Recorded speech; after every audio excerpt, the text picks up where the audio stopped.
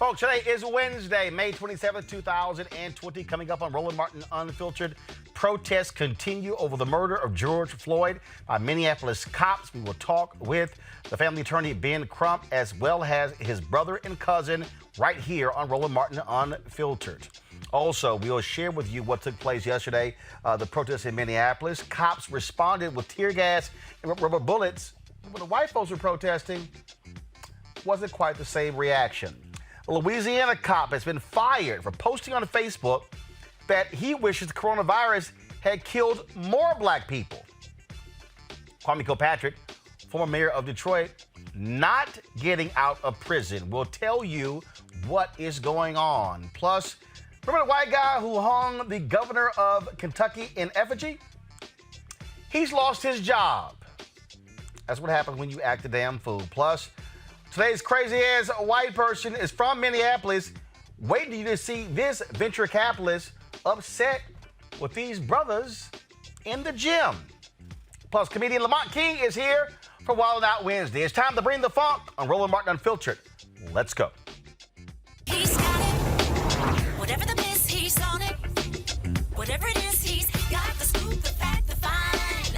And when it breaks, he's right on time and it's rolling. Best believe he's knowing. Putting it down from sports to news to politics. With entertainment just for kicks, he's rolling. It's on go, roll, y'all. It's Roland Martin, rolling with Roland now. He's funky, he's fresh, he's real, the best, you know he's Roland Martin now.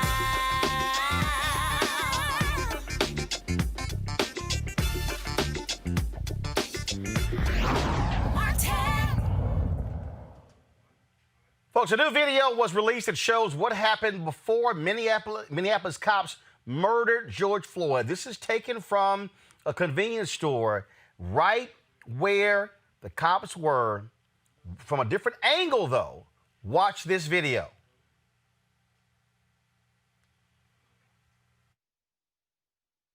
There, folks, is that right-hand corner, police car pulls up. You see the officer sit George Floyd down right there on the pavement. Now, allegedly, he had forged a check at a convenience store. A third cop shows up. You see two cops on the scene. Then a third cop shows up on the scene. And so you see the officer, you see George Floyd there on the right cooperating. You see him. You don't see him belligerent. Now, granted, there's no audio on this, but you're seeing his demeanor. You're seeing how he is acting. Now, this is a 2-minute and 26 video. Keep in mind the total exchange that took place was 10 minutes. And so you see he's talking to the officer.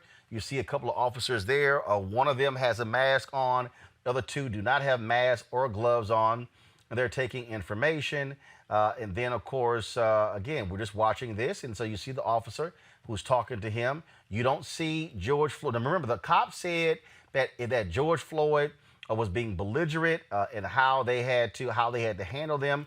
We don't see any of that in this particular video. A stark contrast to what the officers actually said. And so right now you're going to see the officer, I think in a moment, about to lift George Floyd up. And again, he's talking to him. And you see Floyd, he's leaning to the left there while the officer, now the officer reaches down, not sure what he reached down and put in his pocket. And so now at this particular point, he's lifting George Floyd up. Floyd is trying to help himself up, get up as well. Again, we don't see Floyd's head, don't see his face. Now we see him, he's now walking him away. And so obviously Floyd looks like he's in pain with how he's being held. He's not resisting.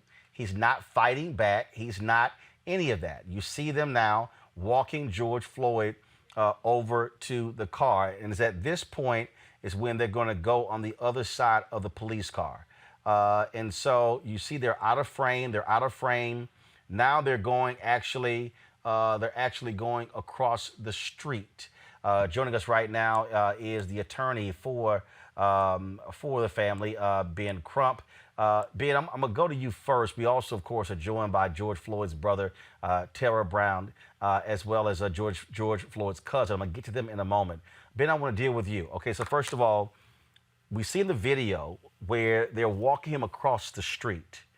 Was that where the altercation took place, where he ended up being murdered by these cops? So set that scene for us.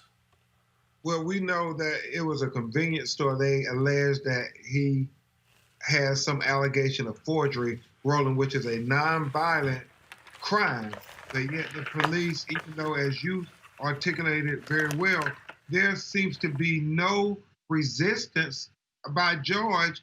He's not making any violent threats towards the police officer. So we are just confused as to understand why they feel the need to use such excessive force that ended up being lethal. And when they're walking them down that street, we can't understand what is going on unless they are trying to get him to go back to the store where he allegedly had the forgery at. But they haven't told the family anything at this point because they say it's an ongoing investigation, Roland Martin, but nothing in that investigation would be able to justify that police officer putting his knee on his neck for 9 minutes. Not 1 minute, not 2 minutes, not 3 minutes, not 4 minutes, not 5 minutes, not 6 minutes, not 7 minutes, not 8 minutes, but 9 minutes. And I do that for dramatic effect, Roland Martin, because people have to understand for 9 minutes, George Floyd begged for air. He begged to say, please take your knee off my neck. I can't breathe. He even called out for his mother. I mean, this is a man who's obviously trying to breathe, but yet the police offer him no humanity whatsoever. And that's why when you look at that video, it's hard to watch because what you're looking at, Roland Martin, is a murder. And here again, so you said they got called because allegedly he was does that require 4 cops? Yeah, it doesn't require 4 cops, and we don't believe there ever was a forgery, Roland. And so that's what we think is even more problematic about this. George committed no crime, but even if he committed a $10, well, they said they thought the $10 bill might not be real, which is asinine. But even if that was the case, does that justify 4 cops manhandling this man in this manner? He's handcuffed, Roland, when he's down with his face down, and they put their knee on his neck, and there's 3 officers on him, and 1 officer keeping the public back who's trying to offer him assistance. They begging the police. It's not the police de-escalating the situation. It seems like they're escalating it. Members of the public trying to de-escalate the police. And again, so in the video there, now that was taken at a convenience store, and he's being led across the street. And so I would love to understand in terms of, where is he going? And was this, first of all, was this the scene? Was this where he ended up eventually getting killed, or was it another spot as well in this particular video here? Because again, at the conclusion of this video, he's led across the street somewhere else. And so do you know how long this entire altercation was, meaning from the moment the cops arrived on the scene till the moment EMS came there? Like, how much time are we talking about? We don't know that at this point, but we do know that the incident with the officer who had his knee on his neck lasted 9 minutes. And right. That officer was not there, Roland, at the beginning of this interaction with the police. And we do know when the EMS got there, they did not seem to be all that enthused about moving him quickly. It seems like there was delay in that too. So we want to look at every aspect of this murder and put it in context what happened before and what happened after, because that's the only way we can get the family the answers and the truth that they deserve. One of the things that I have explained to people is that, and I'm going to go ahead and say this, there are some people who are sitting here who are on social media, and they say, oh, Ben Crump and these civil rights lawyers fail again. I got to keep reminding people, y'all aren't the prosecutors. You're not even trying any of these cases, and so I think people misunderstand that. Yeah, Roland, it's often the case, and you're a student of history. We know Thurgood Marshall and Martin Luther King. They always had critics when they were the people who were fighting for our rights and fighting for our culture. But yet, sometimes our people, for whatever reason, would attack them. But the thing that is good for people like you and I, Roland, we know what our mission is in life, and we look forward and we don't look back, and you don't worry about any of the naysayers, because you know God is using you for a mission, and our mission is to use this education, this talent, this law degree, and try to make a difference to give justice to our people. The prosecutor is the only person who can arrest somebody and convict somebody. All we can do as private citizens is bring wrongful death civil suits and try to advocate for our clients to make sure they get justice. But it's on all of us, because if that prosecutor does not do it, then we need to get rid of that prosecutor. And I'm very proud to say, Roland, in the aftermath of every high-profile case that we had, the prosecutors got defeated, whether it was in Trayvon Martin with Aramis Ayala in Orlando, whether it was in Ferguson, Missouri, where Wesley Bell became the first African-American to get elected, or whether it was in Tamir Rice, when that prosecutor failed to do his job. So the power is with the people, and we're all in this together, and we should try to be uplifting each other and trying to be united for justice versus trying to say, oh, this person should do this and this person should do that. We should have elected officials that treat our children like they treat their children, because it's about equal justice in America. And if George Floyd is going to get a conviction, it's going to be because all of us collectively held the prosecutor's feet to the fire, just like with Ahmaud Arbery, just like with Breonna Taylor, and all these other cases. It's only us coming together to hold the prosecutor's feet to the fire. We did it in Botham Jean. We did it in Corey Jones. Recently, the prosecutors have been doing their jobs, but we have to stay on them.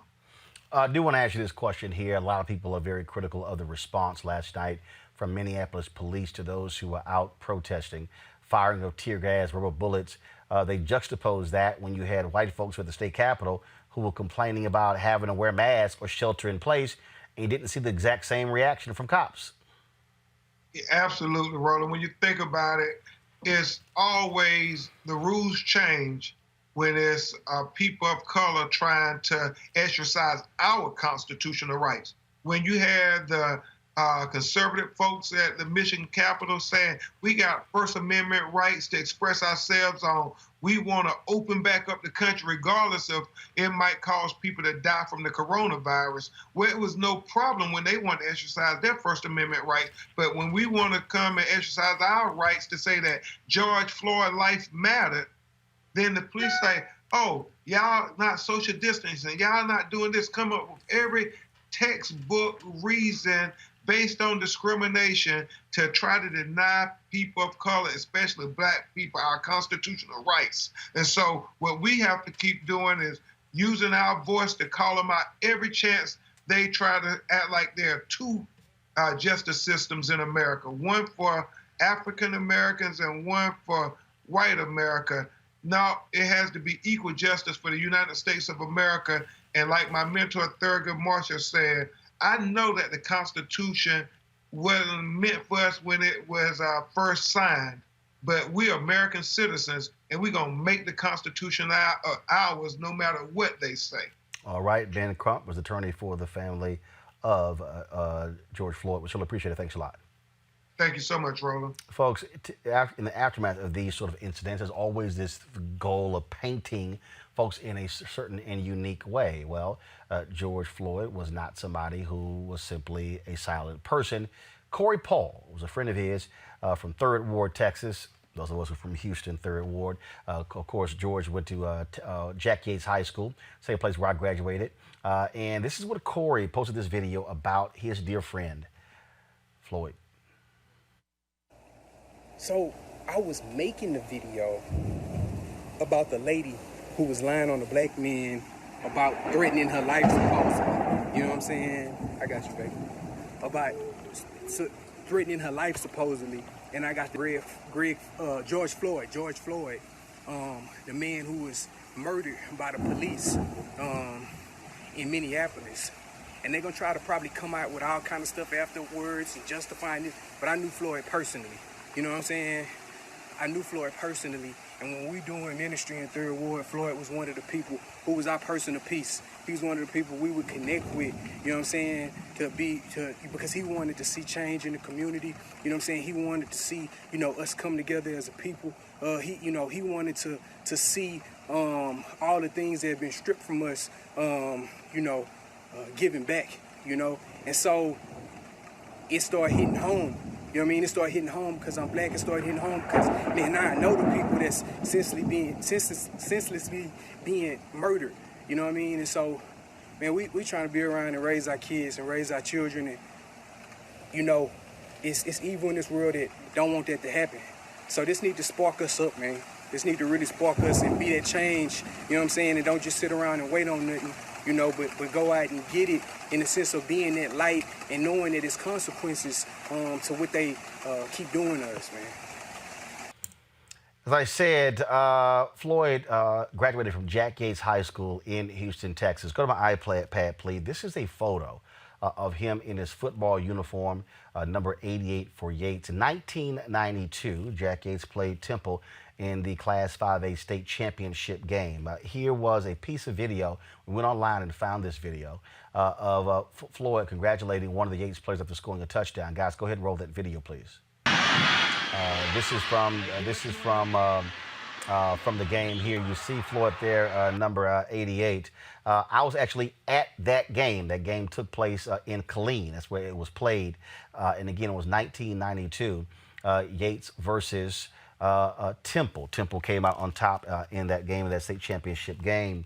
There are a number of other videos. Steven Jackson, who played 14 years in the NBA, we know him from the Indiana Pacers, was a very good friend of his. He also has talked about Floyd, and he also has talked about first of all, they call themselves twins because they looked alike. And so a number of people have been sharing their thoughts and perspectives about George Floyd. Lots of videos out there as well. We're going to show a couple of those in just one moment.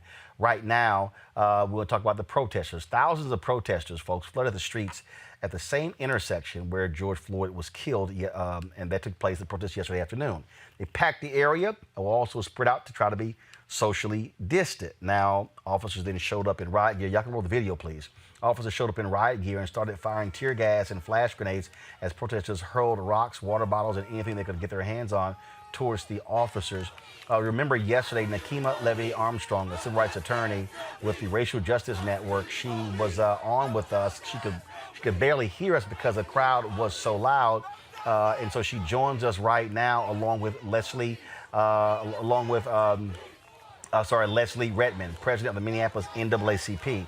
Nakima, first and foremost, people are still protesting today, but how long were you out there yesterday, and what precipitated Minneapolis police all of a sudden using tear gas and firing rubber bullets? I was out there from about 5 p.m. until roughly 8 p.m. And it was a peaceful protest. I mean, thousands of people. It was actually the largest protest that I've ever been a part of. And it was amazing to see so many people out wearing their masks, standing up for justice. And the reality is that there were some folks who are, of course, extremely angry and outraged at what George Floyd experienced. And those people stayed around after the protest ended. And some of them broke windows out of the 3rd precinct. Some of them also, put graffiti on some of the walls around the precinct. And after a period of time, suddenly we heard a loud boom, and then we saw flashes of light, and then smoke clouds, which were tear gas being thrown at protesters. There weren't any warnings. Folks just started experiencing being tear gassed. Police later shot rubber bullets and projectiles at people as well. They were in full riot gear. And obviously, people have been talking about how that happened, but you didn't see the same reaction to cops when you had protesters at a state cap country. Absolutely. I mean, we know that as people of color, particularly Black people, when we are rising up and we are standing up and protesting against police violence, we are going to be subjected to the potential for police abuse and harassment. I saw the same thing in Ferguson. We've had the same types of incidences happen in Minnesota when we've been protesting. So it doesn't come as a surprise that they're going to be fully ready and treat us like we're enemies of the state, even though the whole reason that we're out there is to protest the conduct of state actors. So it's really ridiculous that protesters are treated this way. The overwhelming majority are peaceful.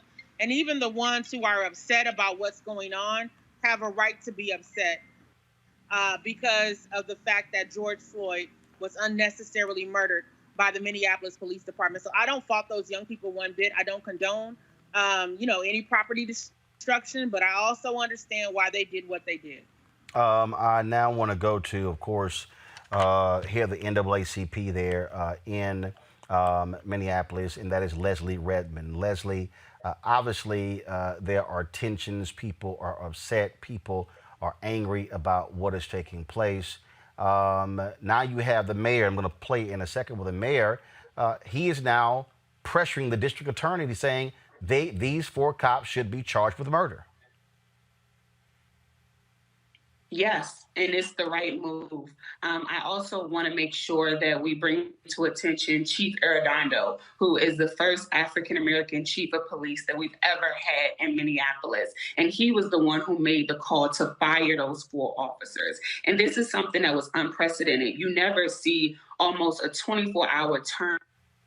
He takes bold, courageous statements and say, what we saw was horrendous and we need to rectify this situation. And so that was a huge deal. And I think that it created a platform, the right decision for calling for these officers to be prosecuted. And this is something that we've been calling for as well. In fact, this is the mayor right here speaking today in his call for the DA to step up. And I've wrestled with, more than anything else, over the last 36 hours, one fundamental question. Why is the man who killed George Floyd not in jail? If you had done it, or I had done it, we would be behind bars right now. And I cannot come up with a good answer to that question. And so I'm calling on Hennepin County Attorney Mike Freeman to act on the evidence before him. I'm calling on him to charge the arresting officer in this case. We cannot turn a blind eye. It is on us as leaders to see this for what it is and call it what it is. George Floyd deserves justice. His family deserves justice. The black community deserves justice. And our city deserves justice. That, of course, is Mayor Jacob Fry there. Nakima, to Leslie's point, how quickly things move. Now, obviously, again, a firing is one thing, arrest, trial, and conviction is another. But I think this points to folks understanding public protest and pressure and why those things matter because of how fast this chief moved to fire these 4 cops. Absolutely. We've been pounding the pavement here for the last 5 years, demanding police accountability, transparency, systemic reforms, and justice.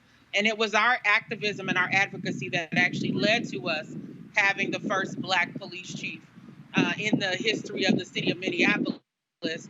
And because we have a Black police chief who's connected to the community, we can actually pick up the phone and call the chief. We can text him. We can let him know about things happening in the community. And being able to connect with the chief, be able to present our perspective on what's happening, played a role in the chief looking at this situation differently than other chiefs have in the past, and showing courageous leadership by holding these cops accountable. It really should be a no-brainer for these cops to be fired, but it has been difficult, if not impossible, for an officer to be fired for killing a Black person. I have not seen that happen. Most of the officers who have killed Black people in the city of Minneapolis, they're still on the force to this day, still collecting a paycheck, preparing for a pension, which is completely unacceptable. Sorry, Leslie, your response as well. I couldn't agree with Nikema any more. I think that it's true, and people really do need to know that people on the ground have been fighting since Jamar Clark, right? We said justice for Jamar. That's what led to 18-day occupation before precinct, and we will not stop fighting until Floyd gets justice. It's like Ida B. Wells, one of the founders of the NAACP. She used to say, a man was lynched today, and that's exactly what we saw. We saw a lynching without the rope, and enough is enough. Not only do we need justice for Floyd, but we need justice for the Black community so that this can stop happening and we won't have to protest. The National NAACP started a hashtag, We Are Done Dying, and I just want to echo those sentiments. Obviously, the next steps. Have we heard from the DA? Has the DA said anything? Nikema? We haven't heard from Hennepin County Attorney Mike Freeman, who has a history of failing to hold police officers accountable. As a matter of fact, the only killer cop that he's held accountable was a Black Muslim Somali man, Muhammad Noor, who I believe accidentally shot and killed an affluent white woman, Justine Damon. So his history is giving cops a pass, a slap on the wrist, etc. But tonight, people are at his house right now protesting outside of his house, demanding justice and demanding charges in this case. And I applaud them for going there. Sometimes you have to take the battle right to the front door of the person who is responsible for making a decision. And that's what needs to happen here. Nikema Levy Armstrong, as well as Leslie Redmond, we certainly appreciate it. Thanks a lot. Thanks. Folks, as I mentioned to you, Stephen Jackson, NBA veteran, took to social media to talk about his friend and how George Floyd mattered to him. Here's some of that video. Wake up to, huh? This is what I gotta wake up to, huh?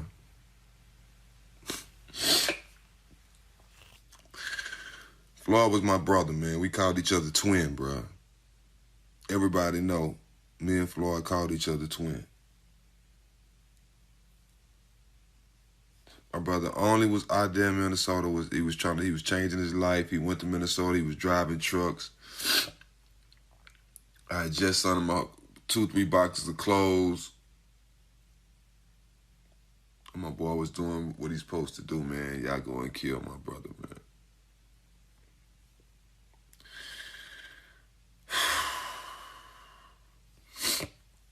I'm on my way to Minnesota, man. Whatever I can do. Can't let this ride, dog. Y'all not gonna be mad till it hit y'all front door. It's bullshit. Wake up to, huh? This what. Stephen Jackson there. For all kind of people have been responding. In fact, I told you, his friend, Mr. Paul, this was one of the videos that he posted of Floyd. Go right ahead. Saw my homegirl Nikki from South Lawn lost her son, man. Our young generation is clearly lost, man. Clearly lost, man. Like, I don't even know what to say no more, man. Like, you youngsters just going around, just busting guns in crowds, kids getting killed, you know, and it's clearly the generation after us, man, that's so lost, man. You know, man, I came back to Houston and the nigga told me, yeah, Floyd, that young nigga the truth, man, right there, because he could bust a gun. Man, I knew it was crazy then, a nigga my age saying this here, man. You know what I'm saying? And condoning this shit, bro. You know what I'm saying? And like half them young niggas shooting them guns go home and they knees shaking at night. But they don't show it to nobody because, you know, they ain't tough then. Hey, man, come on home, man. One day it's going to be you and God. You going up or you going down. You know what I'm saying? Man, just saw my homegirl, Nikki from South Lawn. Corey Paul, his good friend, posted that particular video and talking about that. I also, this reporter who is Alex Thomas, he's a journalist, he posted a video of Congresswoman Ilhan Omar speaking to reporters here in D.C. about this particular murder. Watch this. It's a life, and no police officer should be judge, jury, and executioner. And so, if any of us today took a life in the way that police officer took that life, we would be in handcuffs, being hauled over to a jail cell and being prosecuted for murder. And we live in a society where that doesn't automatically happen, where the mayor of Minneapolis has to call for that, where we all have to make statements asking for that. And And I remember when Officer Noor was prosecuted and found guilty. Now, that's a black police officer who killed a white woman. And that moved swiftly.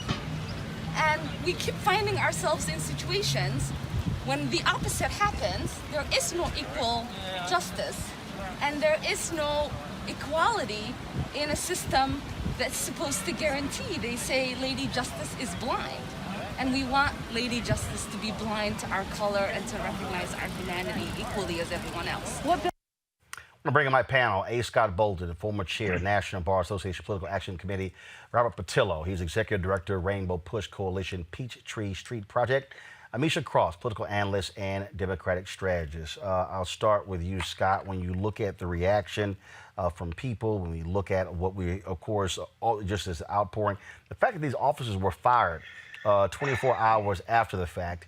I mean, what I keep hearing, I mean, I've had black entertainers call me today who are pissed, who are angry. They're saying, you know, people who are just literally upset by saying, how many more times are we going to have to deal with black blood being spilled in order for things to change in this country?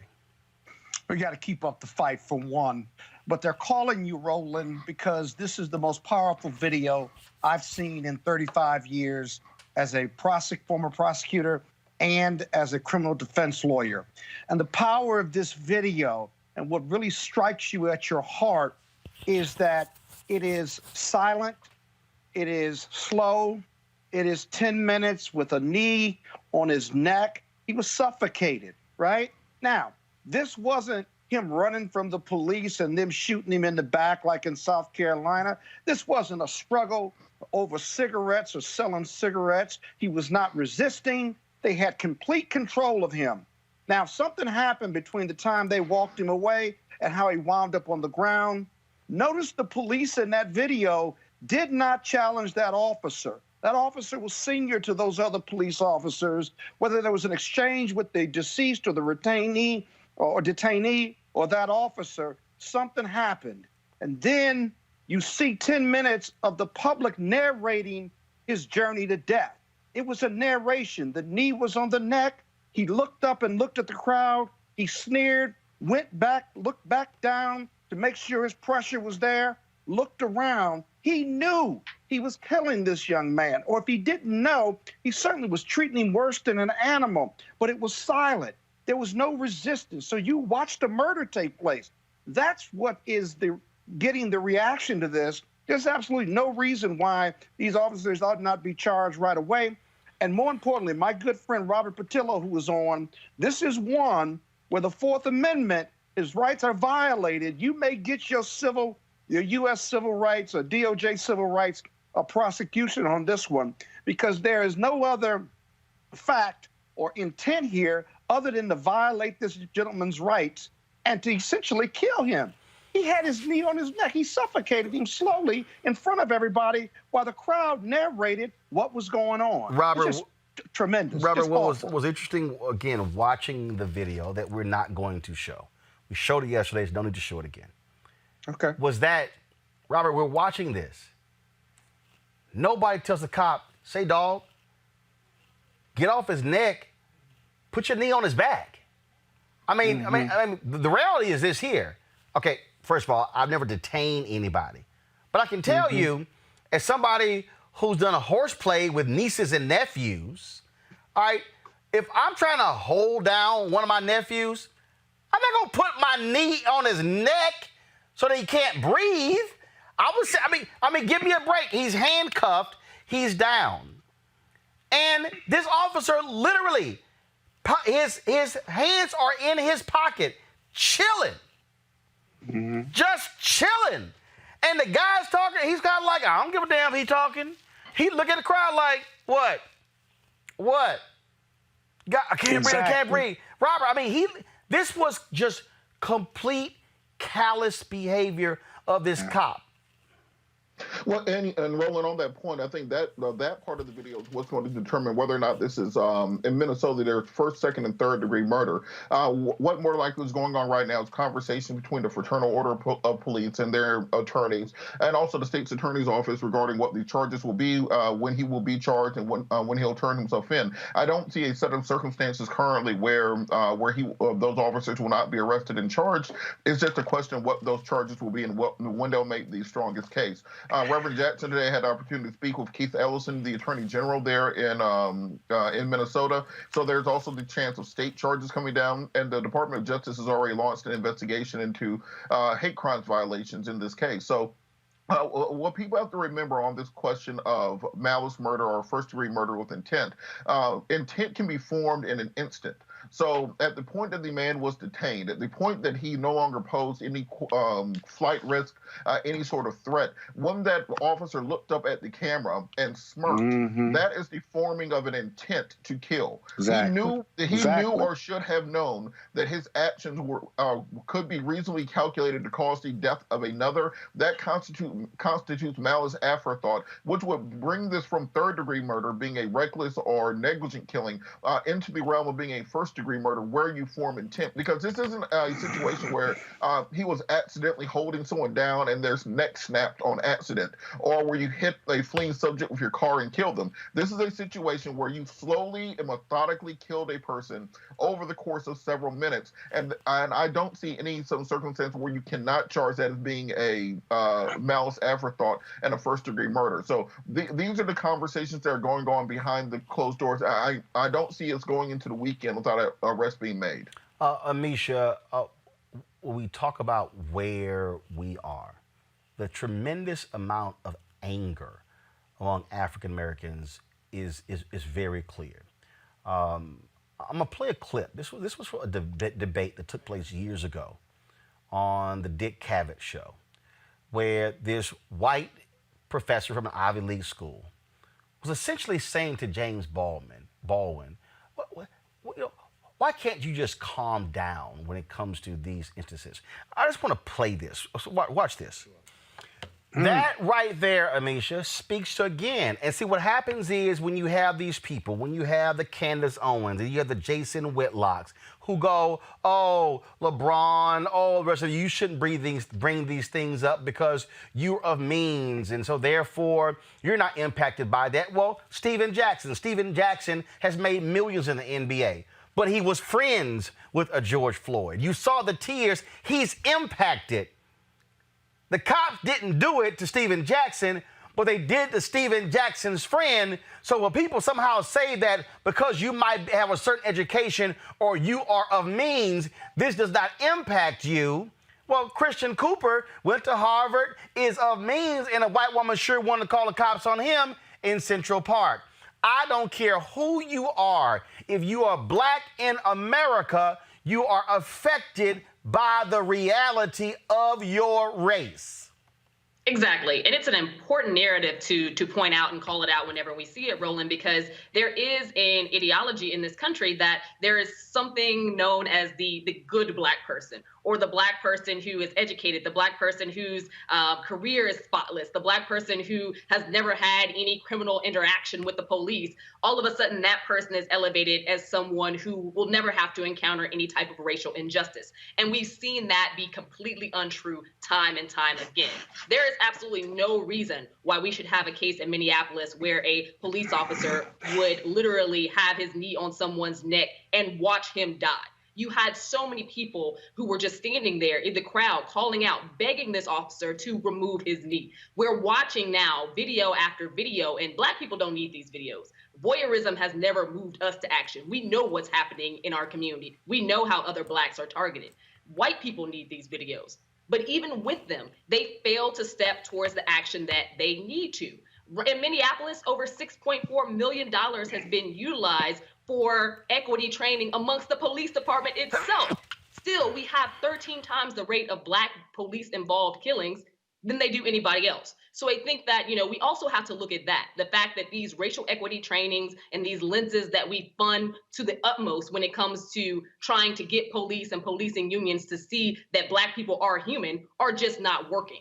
we have to understand that there is a significant portion of the American population, of the white population in our institutions that are dead set on making sure that Black people are having an experience that is very different from the rest of this country. We see it in the way that these instances play out in the media. We see it in Black protests being labeled as riots, whereas white protesters are out there with their guns, rifles, everything else, and are not seen as dangerous in any way. We see it when we're literally trying to call for justice and those calls are not heard. Just last week, we had Republicans, Black and white, shout down what they saw as a racist comment from Joe Biden. However, where are they now? Where are these same people? Where's Lindsey Graham? Where are these folks who found such racism in those comments? But when racism leads to death, you don't hear anything from them. Well, in fact, we have not heard anything from Republicans in Minnesota.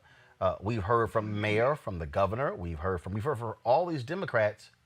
Republicans have been eerily silent. Today on The View, Meghan McCain weighed in on this.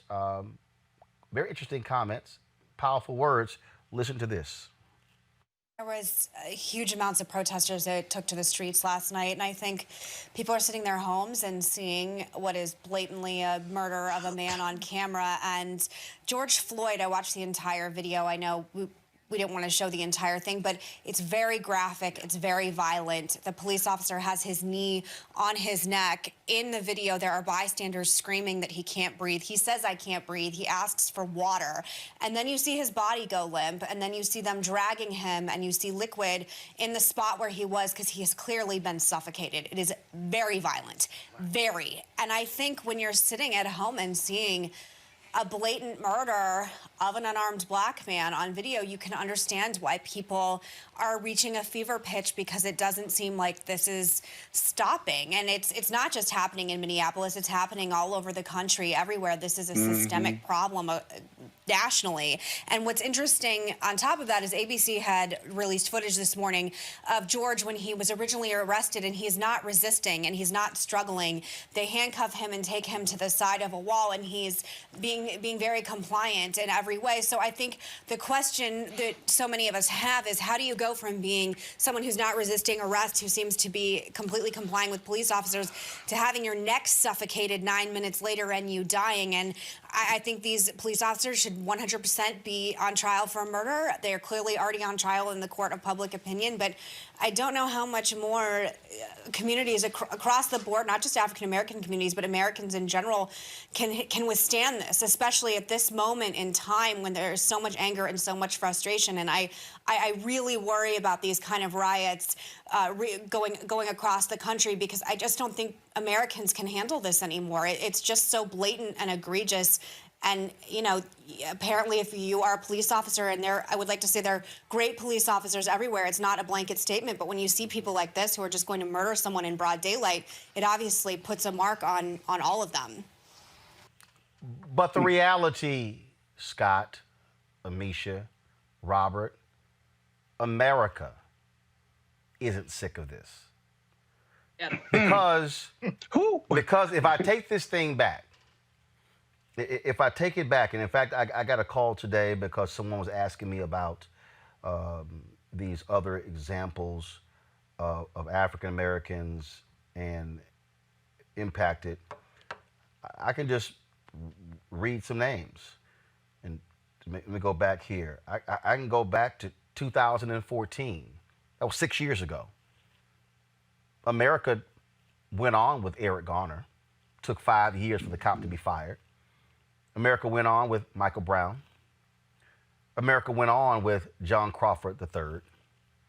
America went on with Tamir Rice. America went on with Christian Taylor. America went on with Alton B. Sterling.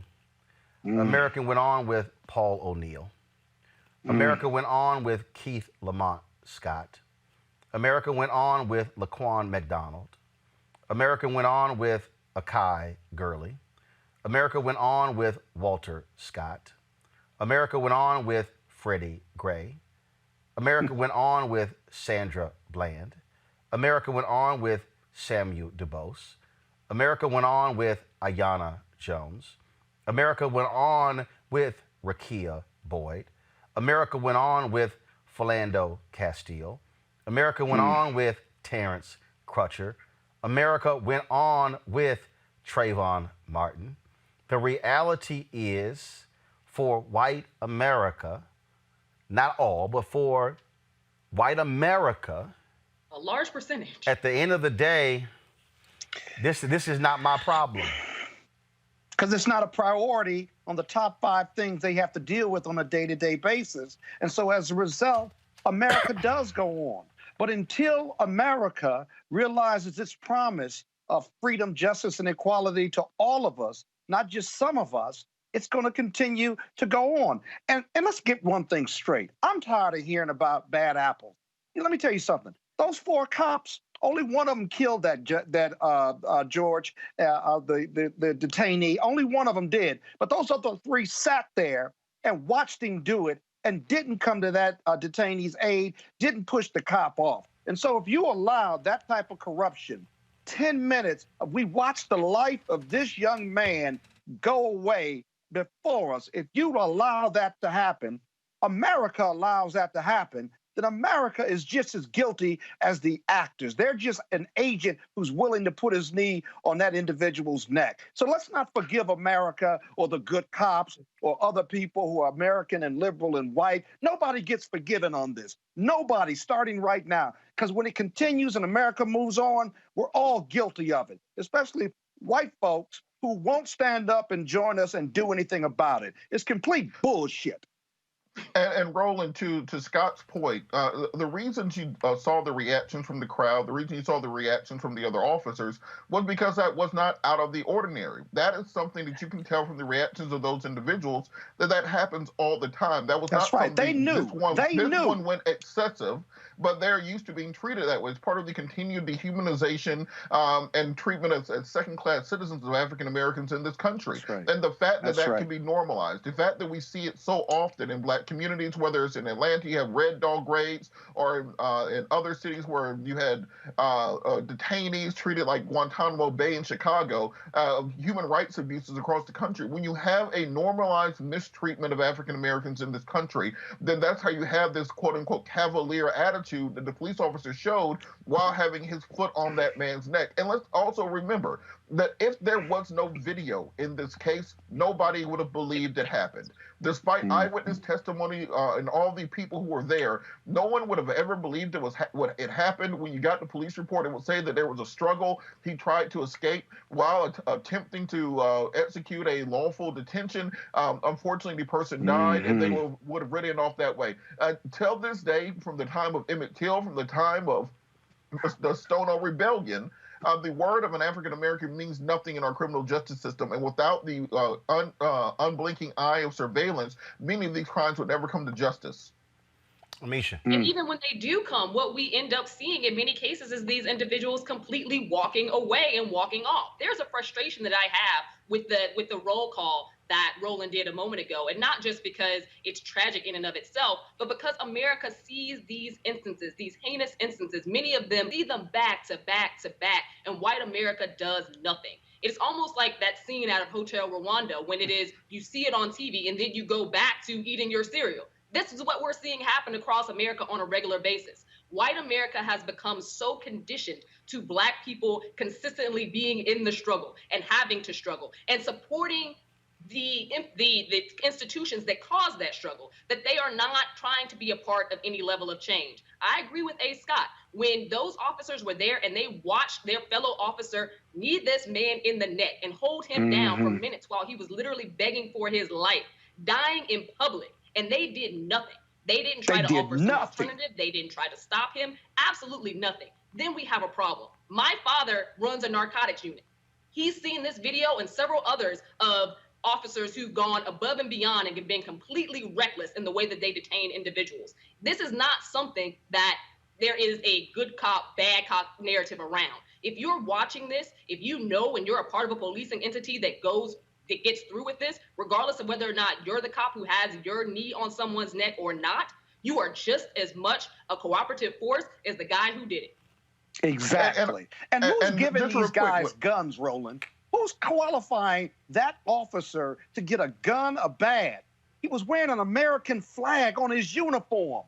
while he was killing this young man with his knee and suffocating him with no compunction whatsoever or regret about it. Who's giving these police officers guns and shields to kill under color of law? That's another whole level of the thin blue line we've got to look at and we've got to fix.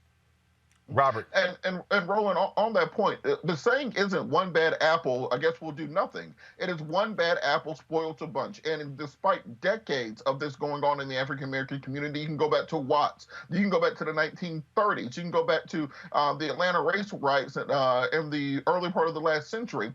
What we've seen is a lack of interest in changing the way that we police Black communities, ensuring that we actually have policies. They put together, you know, we're going to have sensitivity training for the officers. We're going to make sure that they get out of the cars and talk more to the community. You have to have fundamental changes, and you have to address the infiltration of white supremacist organizations and white nationalists into police organizations that's part of the problem in this country.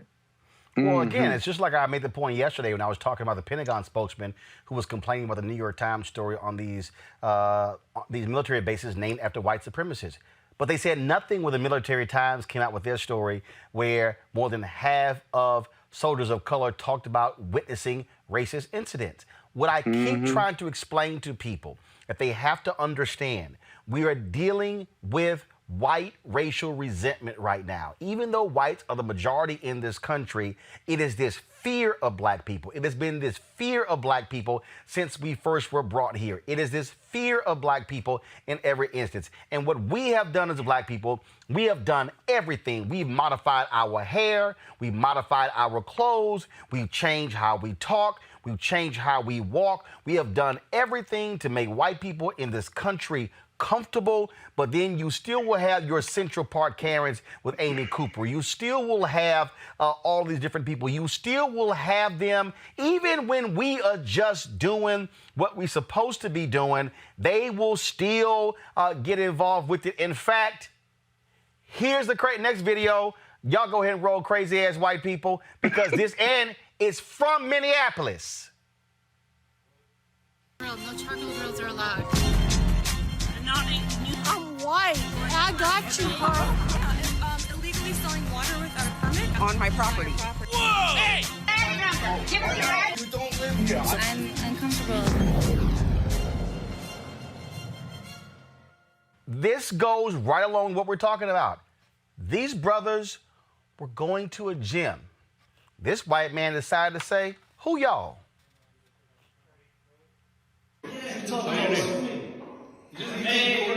Come on, bro. Watch out. We pay right here. What'd you say we can't do? I'm Tom Austin. I'm a tenant in the building. Are you?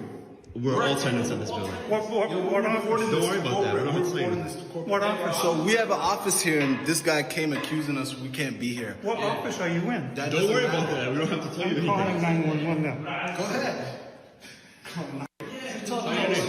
As you guys can see, we're dealing with racism here. Nicole? Hey, this is Tom Austin. I'm in the gym with the Mosaic. There's the whole, I don't know what to do here, but there's a whole bunch of people who don't appear to be part of the... Y'all see this racism here? Okay, I want y'all to roll that video again. I want you to hear his name, because I'll tell you about that when you play it again. Come on, bro. Watch out. We pay right here. What'd you say we can't do? I'm Tom Austin. I'm a tenant in the building. Are you? We're all tenants in this building. What office? Don't worry about that. I don't explain it. What office? So we have an office here, and this guy came accusing us we can't be here. What office are you in? Don't worry about that. We don't have to tell you anything. Calling 911 now. Go ahead. As you guys can see, we're dealing with racism here. Nicole? Hey, this is Tom Austin. I'm in the gym with the Mosaic. There's the whole, I don't know what to do here, but there's a whole bunch of people who don't appear to be part of the... Y'all see this racism here? Okay, folks, so you heard him say his name is Tom Austin. And I'm doing this because I want y'all to understand how you connect them dots. So you had Amy Cooper, the woman who got fired from Franklin Templeton. So this is what I pulled up here, and I'm looking at some of the tweets here that people have about this guy, Tom Austin. And according to Padma Lakshmi, of course, you've seen her on one of the cooking shows. She said, quote, "This same man, Tom Austin, funded a lawsuit in protest of renaming Lake Calhoun, attributed to John Calhoun, a politician and adamant defender of slavery, saying, quote, every day Minnesotans just want to be left alone and not bullied into changing the names of our lakes and our streets." This guy apparently is also a venture capitalist. I wonder, Amisha, how many folks he has denied opportunities with as a result. Absolutely. I think that is a very justifiable question and thought to have, considering the fact that he went all hell's bells and balls in on the name of a lake being changed. And it's just frustrating because to watch his reaction in that video and his demand to find out what floor these men worked on, lived on, to see them and automatically assume that they had no business there, they did not live there, shouldn't have had access, and to move straight to calling the police. And when you pay attention to the video, not only did he call the police and identified himself and where he worked, which apparently is supposed to add some bit of leverage to this faulty call. This man was clearly outside of his scope and has a racist past anyway. So I think that as a venture capitalist, he should be probably definitely canceled as well. I'm sure that he has denied a lot of minorities, specifically Black people, any type of funding for anything, really. Here's what's interesting, Robert and Scott. So apparently this guy, Stan Herman, is a partner with him in the F2 group. Used to be a partner. Listen to this voicemail. Hi, this is Stan Herman. I'm no longer associated with F2 Group or with Mr. Tom Austin. His actions are not right, and I don't want you to assume that I have the same beliefs. Sorry, mailbox. So when you call that office, he's already lost his partner, Scott, his business partner. Well, good for him. You know what's interesting about this segment of your show? That all of these crazy-ass white people videos, that white men and white women speak to Black people as if they are below them, as if they are not human. They speak to them with authority, as if Black people are supposed to respond, as if we are submissive, as if we're slaves or we're in segregation or Jim Crow. It's like the 21st century version of that. And they speak with authority and privilege and supremacy. And when Black people respond rationally or irrationally, they call the police. Now, what I don't understand is, what do they expect the police to do? Because they're calling the police because Black people aren't responding to their authority and not doing what the white individual wants them to do. So therefore, I must call the police to come out to what? Make an arrest because Black people aren't acting right in all of these various settings. Right. It's ludicrous. So here's the deal. Stupid. First of all, if you're calling building management, why don't you call them, not the cops? So check this out. What are the cops going to do? This site, bringmethenews.com, is interesting. So in an email to BMTN, go to my iPad, please. Austin refuted team top figures' version of events, claiming that, quote, several of these guys were trespassing and using a private gym that was authorized only for building tenants. Seems like nobody cares about the complete truth. One of the tenants brought 4 friends, and I complained to them that this isn't right and it's unfair to the tenants who paid. They got in my face in a very threatening manner, and I threatened back to call building security. You always love, okay, they threatened me. It comes with a lie. It always comes with a lie. So Robert, check this out. Wait, hold on, wait. I would have done this. I would have done this regardless of race, so this is bullshit. But then he later sent an email back to the site, Robert, quote, yes, I fucked up. Should have handled it differently. Building management had been complaining that tenants were allowing their friends to trespassing and use a private gym that was authorized only for building tenants. And so then he goes on and on and on. Nobody else had a fob. When I said something, they got in my face. Because they were in my face, I took photos and threatened back to call the building security. I actually only called the building property manager. I would have done this regardless of race. In fact, I told them I've done the same thing if they were white or even a bunch of girls who were trespassing. What surprises me is that we worked out in gym together for another 45 minutes after I'd already apologized to them for making them feel it was a race issue when in fact it was not. See, Robert, but here's the thing though. You apologized. But this is what these racist white folks don't understand. I should not have to even go through the bullshit of you challenging me and you questioning me. And so they somehow think that the apology just covers everything up when it's like, no, it's not how it happens. We're still pissed off and it doesn't feel great. And now our anxiety levels have risen. Our stress has gone up because we're having to deal with some crap that I should not have to deal with.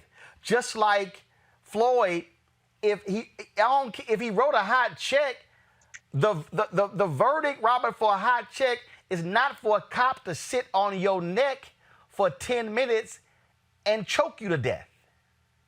Well, Ethan, this is part of what I mean by second-class citizenship, because this is assumption, this belief, this understanding that you as an African-American are somehow still a second-class citizen and not worthy of the same judicial process, not worthy of due process. You cannot be believed. When somebody asks you, where do you live here, where are you staying, where are you going, you're expected to stand up, straighten up your back and say, yes, sir. And that assumption is baked into America as it is. Remember, one of the defenses for the Michaels, who killed Mr. Aubrey, was that, well, if he had just responded when they told him to stop, then they would not have chased him down. And you as an African-American have to pay fealty. You have to treat any white person as if they have authority over you. What we saw from Candace Owens regarding Central Park Karen, she said, well, why did the black man confront Ms. Cooper in the park? Because there's not a part of white supremacy, even if it's coming from a black face, is this belief that a black person has no right to confront a white person. All white people have the right to confront any black person. Exactly. Well, and that to me is what is ludicrous about this, and I think people don't seem to understand that. And the reality is, this ain't South Africa where we've got to show our papers. Right. I mean, that's what it is. It makes no sense. Just last week, 2 weeks ago, I was at Highland Beach, one of the 3 black beach towns in the U.S. left, right? And I had my dog, and we were on the beach, and I was taking a video with the dog. I was only going to be there for a couple minutes. You can't have dogs on the beach. And this white lady who lives down the street from me came running up to me with her cell phone saying, no dogs on the beach, no dogs on the beach. I advised her we were leaving the beach, but that wasn't good enough. I didn't move fast enough, so she called the mayor of the town and called the police. Now, neither one showed up, if you will, but the authority in her voice.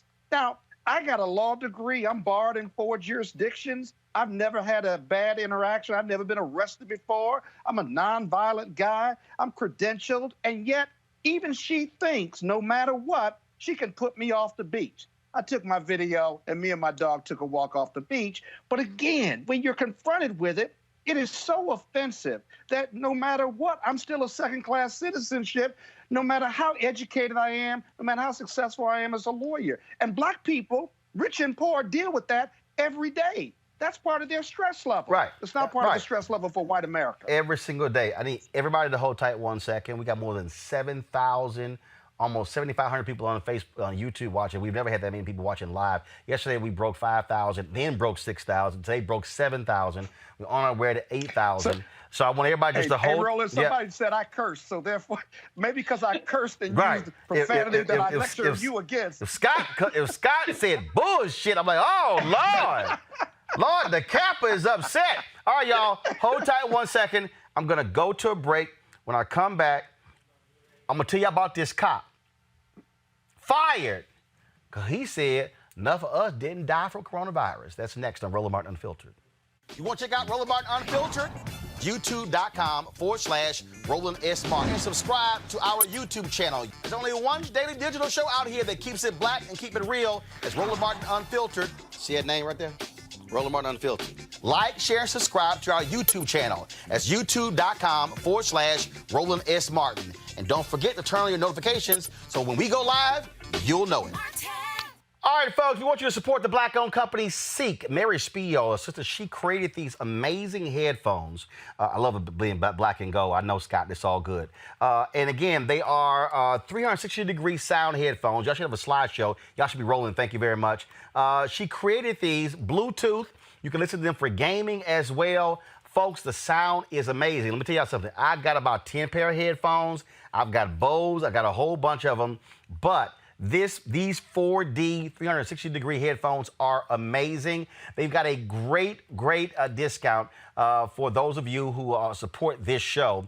You can use this code to get these headphones.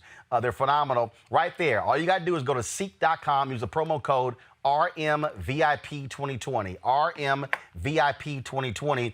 In addition to that, folks, she created this virtual reality headset. All right, so come back to me, guys. So this is real simple.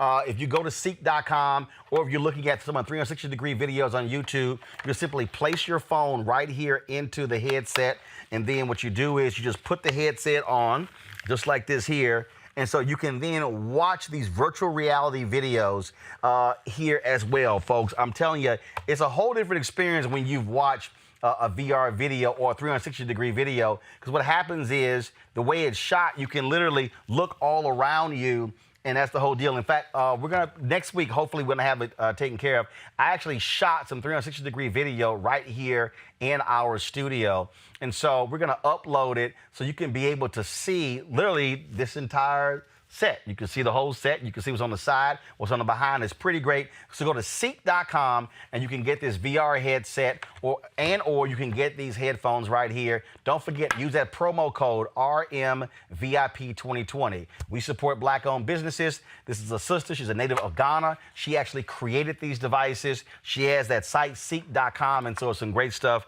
there. So please, we want y'all to support Mary Spio and Ceek.com. Don't forget, RMVIP2020.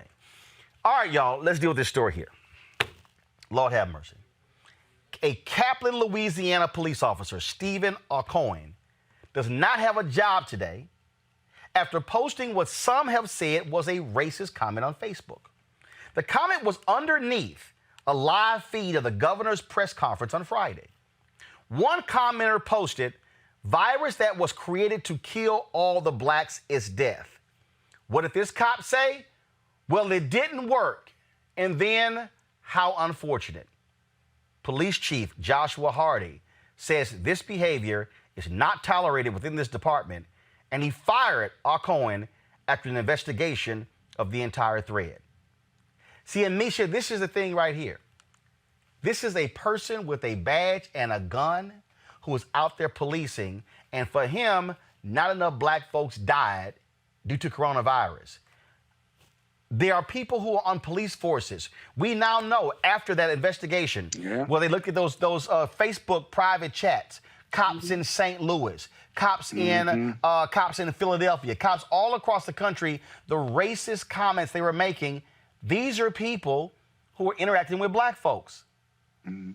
It's that they think that these are funny. They think that they're acceptable. They have no problem being loud, proud, and open with them. In this case, it was like he took off his white sheet and felt absolutely fine engaging in a social media conversation where he is making a statement that is not only callous and insensitive, but it draws back on so many tropes that we've seen over the years. We know that the response to coronavirus, COVID-19, has been exceptionally different when it comes to the black community versus everyone else. And to see a certain level of the reinforcement of stereotypes, to see that this officer has absolutely no regard for black life, for something that's completely uncontrollable when we're talking about coronavirus, what would people assume his regard for black life would be when he is actually faced with making a decision in an African-American community, or when there's an African-American suspect? If you give less than a damn about blacks' right to life, you should not be able to have a badge, period. And for the policing entity itself to say that this guy was basically, he was the problem.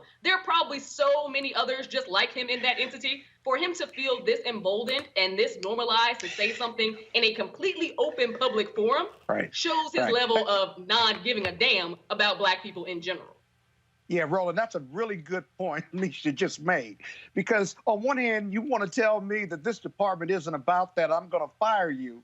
Well, if the cop knew he was going to be fired and that the department wasn't about that and that he shouldn't be making those comments, then why was he so comfortable making these racist comments? So the department is about that, or at least if it's not about that, most of the cops or a lot of the cops don't know that they're not about that. They think it's okay. So that's where you got to go in with DOJ if you had a decent AG and a decent president to go in and get at the root causes and create these agreements to eradicate that cancer, that racism from the police force. There are no bad apples. They're bad organizations, and people tolerate bad actions from bad police officers. Robert?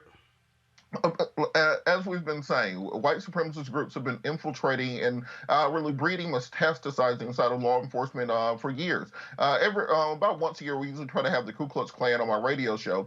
And what they always say is that they've learned that the best way that they can still have power, just as we saw in South Africa after apartheid, is by entrenching themselves in the criminal justice and judicial system.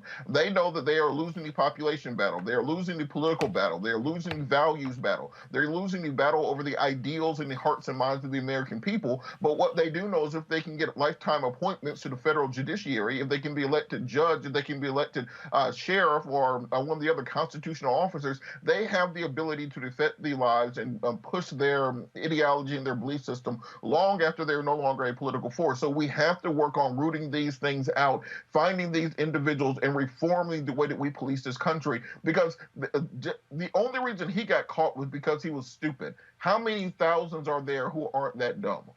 Again, I appreciate the stupidity. Like this fool. An effigy of Kentucky Governor Andy Beshear was hung on a tree near the state capitol during a protest rally in defense of constitutional rights, including the right to bear arms. The rally turned into a protest against coronavirus restrictions, with protesters chanting outside the governor's mansion for him to come outside. All right, y'all, roll the video. Roll the video. Okay, so on this video you're watching right now, Terry Bush, president of the Kentucky Three Percenters group, was fired as a result. He worked at the Huffman Auto Group. Well, Neil Huffman Auto Group said it terminated him after an internal review saying, quote, "It does not condone threats of violence in any form." Shannon Huffman, the auto dealer's human resources manager, said on social media, "There's no place for hate or intolerance at any of our dealerships." Gotta love it, Scott. This dumbass went out there and like, yeah, we gonna hang an effigy of the governor. Now your ass at home, no job. Yeah. It happens all the time, and God bless America, at least that part of America, for it happening again. But did you notice that he had a gun, that he had a license to carry a gun?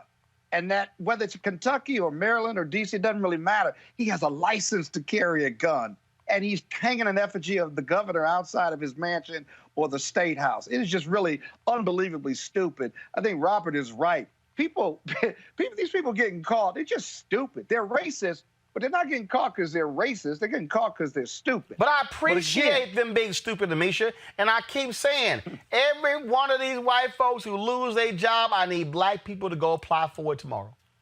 No, absolutely. And the funniest part here to me, after reading articles about it, is that this man's wife argues that he shouldn't have lost his job. He shouldn't have been punished at all because it wasn't his idea to hang an effigy. He was only there to help.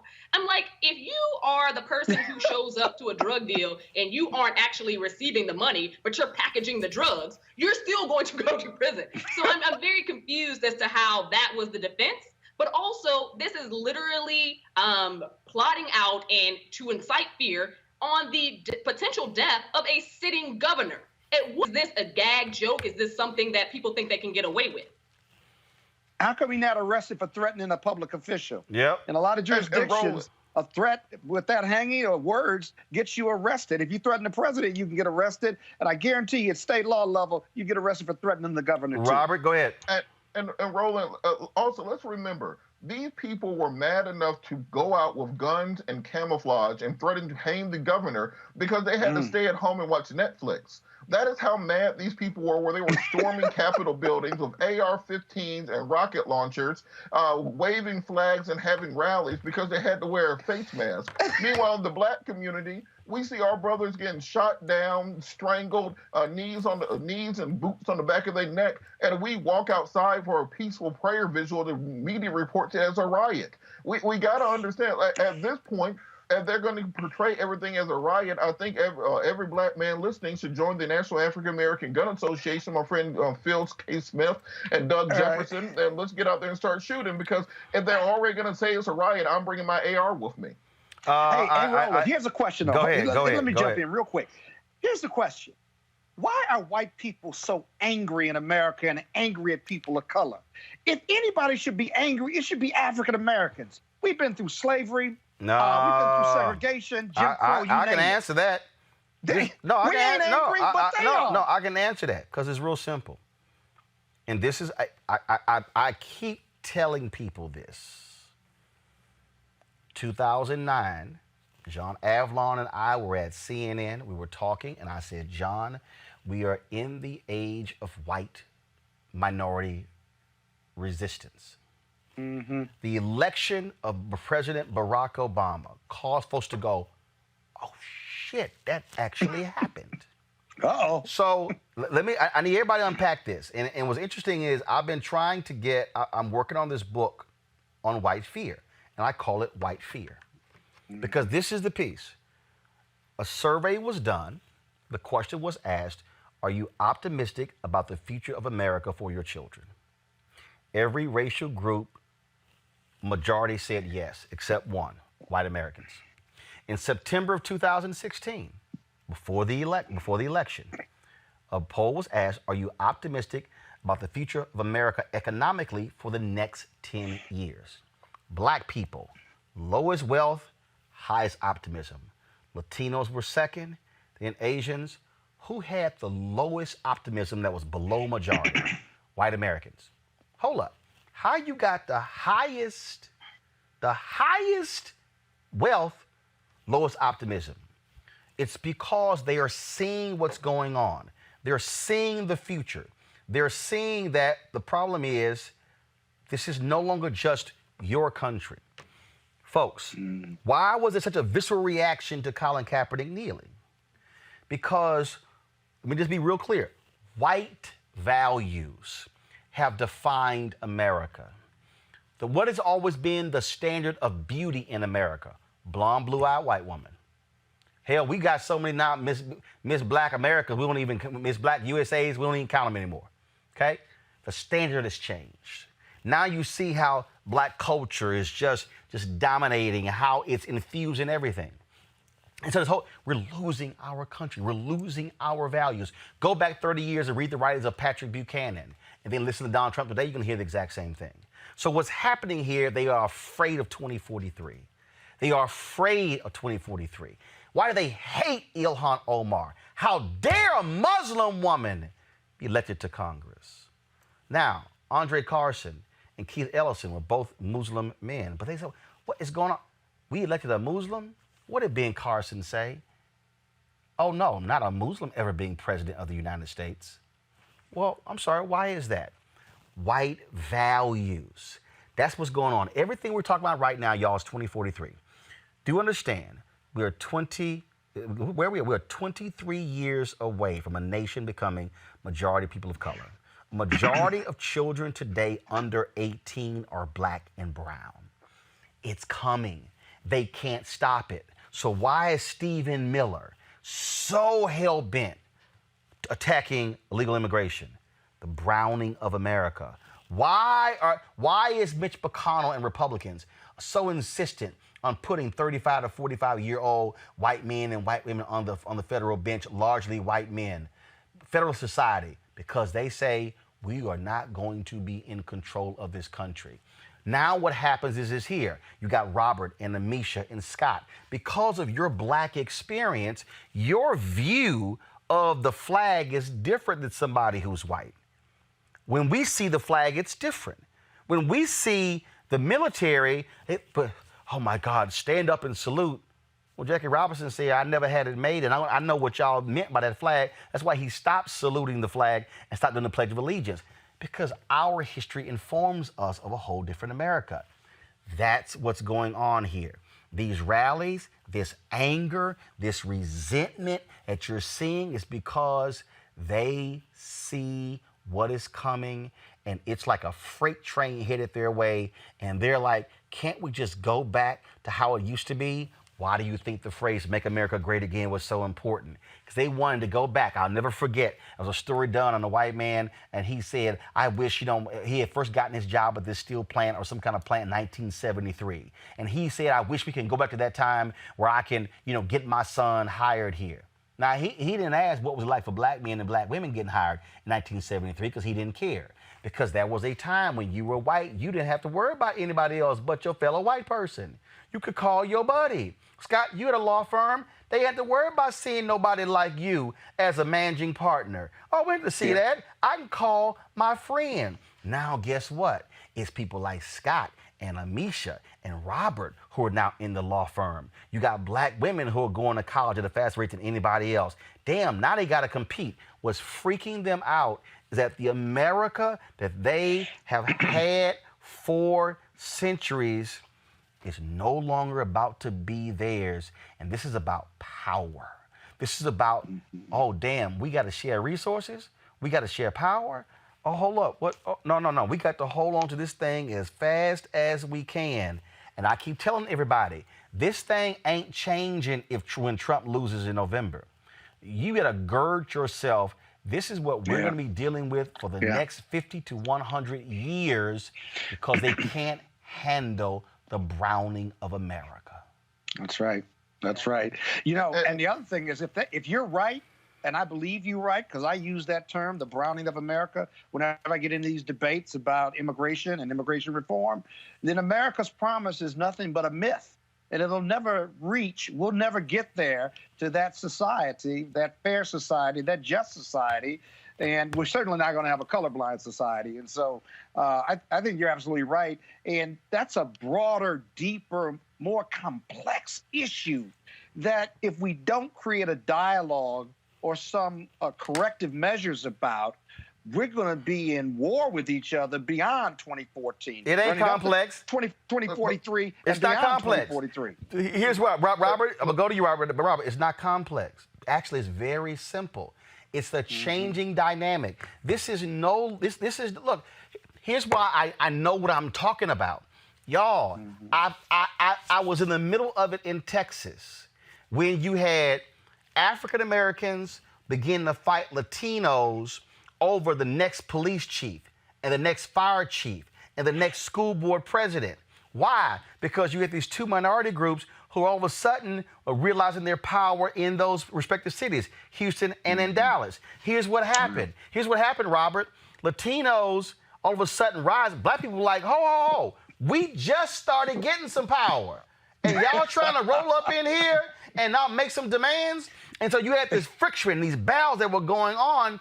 And I'm looking at the Latinos and black people going, and the white folks over here sitting here saying, y'all keep fighting while we still going to be in control. Power. This is a power dynamic, Robert. Power. Well, Roland, one, Scott, I hate to tell you this, but when they thought up that American dream, they were not thinking about your black ass. Not in the slightest, actually. So I hate to break that to you. I don't know if that everybody ever mentioned that. But you can go back before that. If you remember the Charlton Heston movie, Planet of the Apes, that's exactly what they were talking about. An astronaut goes into space, stays there so long that when he gets back, he sees that Earth is overrun and being run by apes, and they are treating white people the way that white people treated the apes. That was about the racial climate in America. That was the fear that they had then and that they have now that they are seeing turning into reality. It's not just that they fear the browning of America. They fear that when they become the racial minority, we are going to treat them the way that they treated everyone else. And that is the fear that they have. But they think that way because of how they think about power, and not how we think about power. And power. that's why Amisha in Mitch Landrieu's book on taking down Confederate statues, he literally wrote, white people, it's okay, I know black people, they're not going to do to us what we did to them.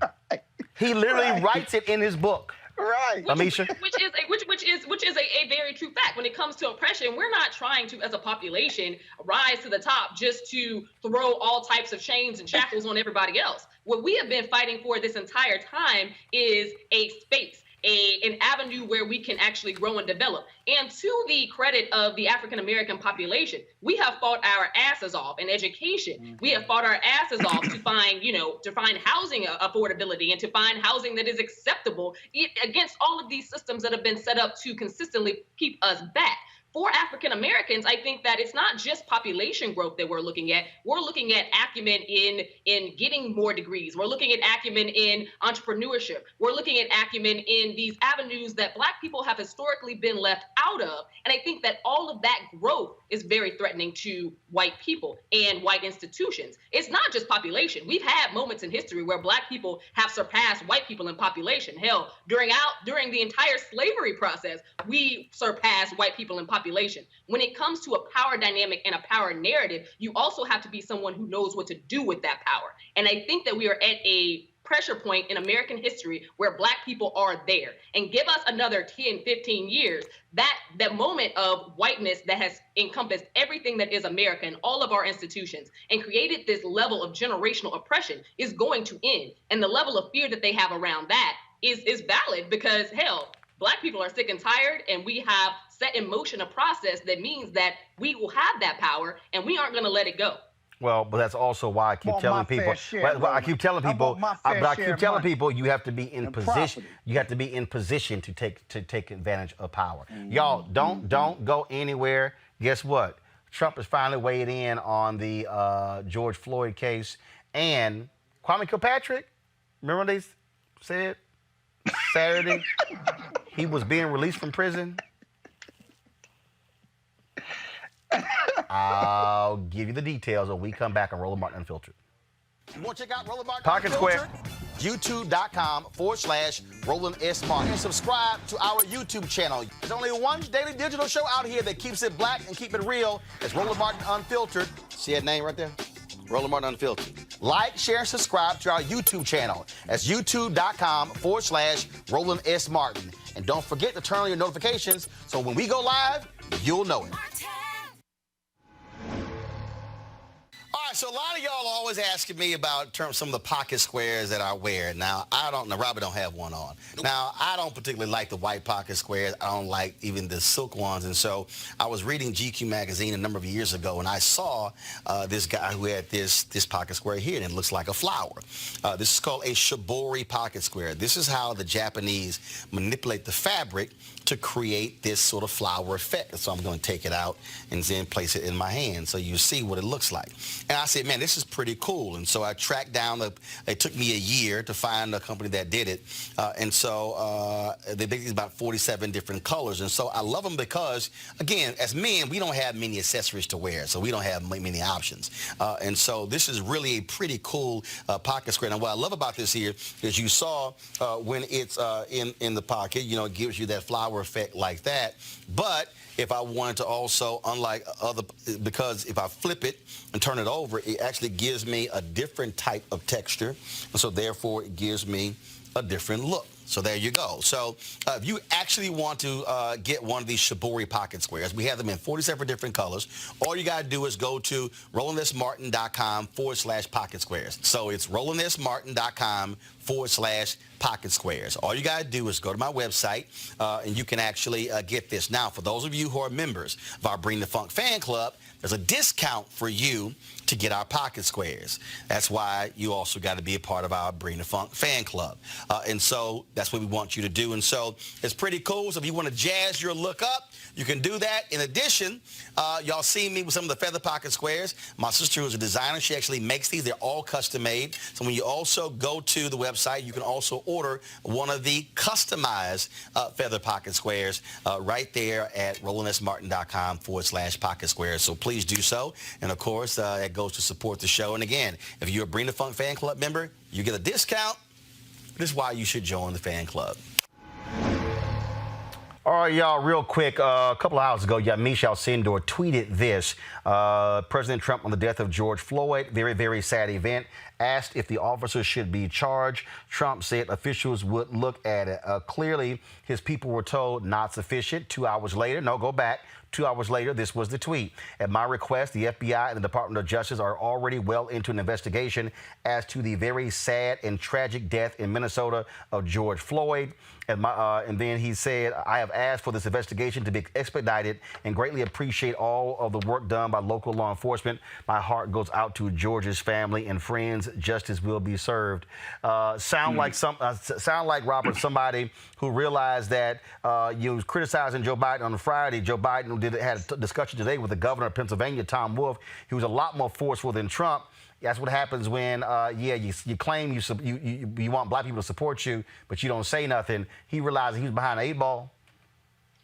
Look, one thing I will give President Trump credit for, and also the Black Voices for Trump movement, they have been effectively able to get Trump to speak out on issues like this and have Justice Department investigations, both into the shooting of Ahmaud Arbery and also into this shooting. I think we have to give President Trump credit when he does something right. And this is a situation where he did do the right thing and having the Justice Department investigate this. I believe there's a very strong case for hate crimes violations under 18 U.S.C. 249, particularly the Robert Byrd Act. And I think we do need to give the president credit when he does something which is in the interest of our community. We have the most bargaining power when we have people on both sides of the aisle who are able to represent our interests. And I think we should applaud the president for doing this.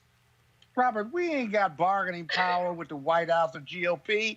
And Donald Trump couldn't write those tweets if it was the last thing he had to do to save his life. Somebody wrote that because it's election year. His heart's not in it, and he ain't going to do a damn thing for people of color. All he's going to do is get his 40%, and hopefully he'll be voted out of the White House. I'm not giving him credit for a freaking tweet because of all the prior tweets and all the other prior racism and racist acts he and his administration has done. So let's not do that. Let's not give him credit for a tweet when he's got prior tweets that are offensive to people of color and the immigrants from South America coming here. Amisha, I want to get you here. Credit for the investigation. Amisha, go ahead, Amisha. I absolutely agree with A. Scott here. What we're seeing is a last-ditch effort from a president who had somebody whisper in his ear, hey, you have to say something about this black murder. But we are also seeing a president who is orchestrating quite possibly the nation's largest disenfranchisement campaign for black voters. So let's not assume that this president gives a good goddamn about black people and, elevating black issues, because everything about him has shown that he does not. He's making last-ditch efforts to try to get a few more black men specifically, because that's his target, to vote for him in November. That is it, point blank, period. This man does not care about the black community. His efforts, his policies, everything shows that. Well, geez. And Robert, you know that. Damn, hold up. I got Scott over here talking about bullshit and Amisha, good goddamn. Y'all extra. Go ahead, Robert. Go on. You want to cuss too? Go on. Well, no, I'm not getting into that. When they go low, I go high, as my first lady says. But I think it's, what we have to realize is the only way to get power on both sides of the aisle is to make sure when someone does something which is in the best interest of your community, encourage them to keep doing that. President Trump could have tweeted out, to hell with y'all black asses, and went on with his day and started talking about Obamagate again. We have a federal investigation, which is what is needed. We often see Robert, you do realize that right before he tweeted that, his last preceding tweets, 3 of them were about Obamagate. And I just read that. That's why I said that. But that's exactly the point. We need to have the bargaining power to launch these federal investigations. If you look at Goodman, Cheney, and Swerner in the 1960s, if you look at many of these cases where you do not have justice on the local level, you have to have the federal Department of Justice intervene. So we need to be supporting and pushing for that, so we can have a tripartite investigation, both on the local level, on the state level, and the federal level. I'm a pragmatist. I want things practically done. I don't care who gets it done as long as it's done. I'm not going to sit here and wait for the I'm a pragmatist too, Robert, but you can't have horsemanure in a gift bag and give it to me and say One second, real quick. Today, Joe Biden had a video chat with the governor of Pennsylvania, Tom Wolf, and he addressed this whole issue of the death of George Floyd. This is what he said. George Floyd's life mattered. It mattered as much as mine. It mattered as much as anyone's in this country. And at least it should have. Watching his life be taken in the same manner, echoing nearly the same words of Eric Garner more than 5 years ago, I can't breathe, is a tragic reminder that this was not an isolated incident, but a part of an ingrained systemic cycle of injustice that still exists in this country. It cuts at the very heart of our sacred beliefs that all Americans are equal in rights and in dignity. And it sends a very clear message to the black community and black lives that are under threat every single day. And I'm glad the mayor of Minneapolis stepped up right away in the police department and took swift action to fire the officers involved. But I don't think that's enough. They have to be held more fully accountable, including the FBI investigation and an independent Department of Justice civil rights investigation, because we have to get to the root of all this. We have to ensure that the Floyd family receive the justice they're entitled to. And as a nation, you know as well as I, you know better than I, we have to work relentlessly to eradicate these systemic failures that inflict so much damage on not just one family, one community, but on the people of color all across this nation. And I don't think we can move forward unless we take aggressive action to rip out the insidious race-based inequalities that corrupt every part of our society. All right, folks, that was, again, Joe Biden today talking about the George Floyd case. All right, y'all, I got to do this story here, and that is talk about a change of fortune. Saturday, a story came out saying that former Detroit Mayor Kwame Kilpatrick was going to be released from prison on June 10th as a result of the coronavirus. The low-security prison where he is being held, apparently 7 inmates there have died from COVID-19. Well, the federal government now says that Kilpatrick, who is serving a 28-year sentence for corruption, has been turned down for home confinement during the coronavirus pandemic. The brief statement came 4 days after a Detroit area pastor and the Ebony Foundation, which is tied to the folks who own Ebony magazine, announced that Kilpatrick will be leaving the prison in Oakdale, Louisiana, which has been hit hard by the coronavirus. They said that he was going to be released to his mother. She's former Congresswoman Kilpatrick, who left Detroit, who now lives in Atlanta. It's supposed to be on June 10th. Well, the U.S. attorneys in Michigan were not happy when they heard this news. They said, no way, he's only served a quarter of his 28-year sentence and that he should not be let out. Now, folks like Angela Stanton King out of Atlanta, she's been texting me saying that that she played a huge role in getting Kwame released. I talked to Pastor Darrell Scott and others as well, who said numerous people were involved in that. Jerron Smith, who works in the White House, actually had posted a tweet talking about the people who are being released from prison as a result of coronavirus, and was tagged an article with Kwame Kilpatrick. I reached out to the White House to find out what's going on, have not gotten anything back from them. A sort of strange, Scott, that, and then there was the black state legislator in Detroit who was a part of that black meeting with Trump. Mm-hmm. She said she had talked to Trump, who said that he was going to be released. Looks like some folks talked a little too soon. Robert, what level of credit do you want to give Donald Trump for this? Are you going to brag or are we going to complain? Donald Trump's not trustworthy. And so 28 years was an over sentence for his corruption in Detroit. I represented at least one defendant in those series of cases in Detroit. There's no love lost between Detroit Democrats or Republicans and Kwame Kilpatrick. But I do think from a humanitarian standpoint, if others have been let out who did white-collar crimes, and we know that they have, they don't look like Kwame Kilpatrick, then he certainly should be given every consideration. The Bureau of Prisons has denied that he's been allowed to leave or has been approved. In fact, they said, I saw one statement in one report that said it had not been approved. And so maybe they jumped the gun on it. I don't expect him to be released for any period of time, though. I think they did jump the gun, Robert. And again, you don't say anything until he's released. You gave his detractors a whole lot of time to say, no, hell no. Right, exactly. I agree with you on that. I think that, well, one, there was a rush of people trying to take credit for it before it was actually done. It does sound like there's a little bit of bureaucratic wrangling, and he may still end up being released early, but just not on that timetable. So I think the people who are just in such a hurry to go out there and take credit for it need to kind of hold their horses and let the process work itself out. But then also, I think particularly with elected officials in the black community who are found guilty of corruption, which happens far too often, though for some reason they become these cult figures. They become these almost seen as freedom fighters. Well, usually the communities that they were defrauding were these same black communities of color that now become their biggest cheerleaders to have them released. We see this with multiple mayors, city council people who are arrested or charged with corruption. These people are hurting your community. So we need to ensure that we give them stiff sentences so we don't have the continuous rotating door of prison jail cells going to city council positions around the country. Amisha, wait. Amisha, there's some, Amisha, hold on. Amisha, there are people who are very supportive of Kwame Kilpatrick, but there's a lot of people in Detroit who are like, hell yeah, he should go for 28 years.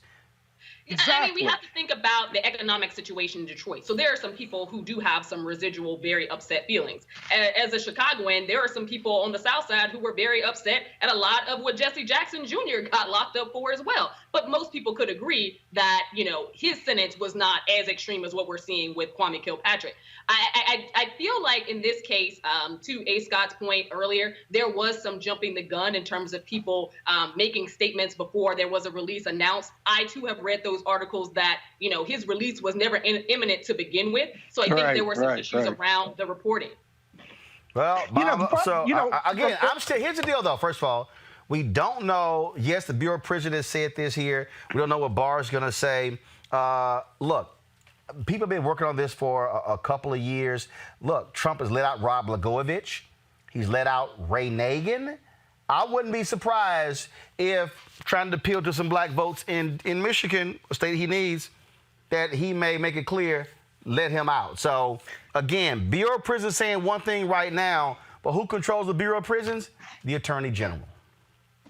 I agree with that. I just think there's a political calculation that he is making because, as you said earlier, Roland, there are some black people who are still very upset in Detroit about Kwame who would not be excited to see his sentence reduced. So I don't know how many positive votes or, black outreach and strong outcomes President Trump would get if he did something. But black Democratic politicians locally at the state level, they have a complexity to them.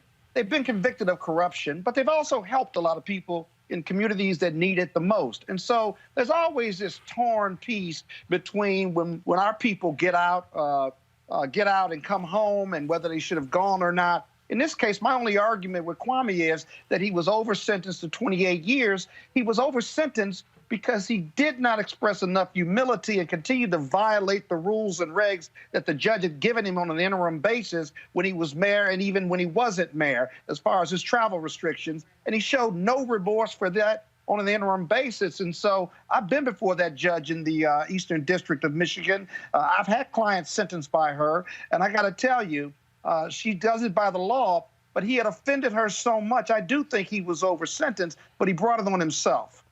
Final comment, Robert. I just want to say, I know that former Congresswoman Kilpatrick is in Atlanta. For Kwame, we full B. We don't need you here. We got plenty of corrupt politicians. Find somewhere else to lay your head at. We just don't need you here.